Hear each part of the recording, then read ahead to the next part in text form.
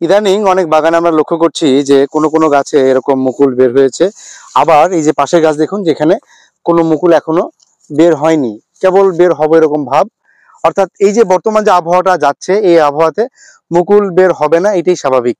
বিশেষ করে যদি দিনের বেলায় তাপমাত্রা 20 ডিগ্রির নিচে থাকে, তাহলে মুকুল বের হওয়ার যে প্রবণতা, এটা গাছের কমে যায়। কয়েকদিন আগে যেহেতু তাপমাত্রা একটু বেশি ছিল, অনেক গাছে বেশ মুকুল এসেছিল, কিন্তু হঠাৎ করে তাপমাত্রা কমে যাওয়াতে এই মুকুল বের হওয়ার প্রবণতা একটু কমে গেছে। তবে কয়েকদিন পরে যখন আবার তাপমাত্রা বাড়বে, তখন দেখা যাবে যে আবার গাছ ভর্তি মুকুল আসবে। আমরা খেয়াল করছি বা লক্ষ্য করছি যে অনেকেই এই মুকুল বের হওয়ার নামে বিভিন্ন ধরনের কেমিক্যাল গাছে স্প্রে করছেন, যেটা এই মুকুল বের হওয়ার জন্য আপনাকে তেমন কোনো সহযোগিতা করবে না, বরঞ্চ আমাদের এই পরিবেশকে নষ্ট করছে। সুতরাং আসুন আমরা কমপক্ষে ফাল্গুন মাস পর্যন্ত অপেক্ষা করি।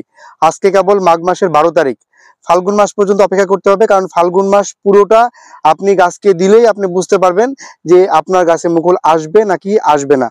এটি একটি ন্যাচারাল প্রসেস। সুতরাং আমাদেরকে অবশ্যই সঠিক পন্থার মাধ্যমে এই আম বাগান বলেন বা অন্যান্য যে কৃষিকাজ রয়েছে, সেটি করার চেষ্টা করতে হবে।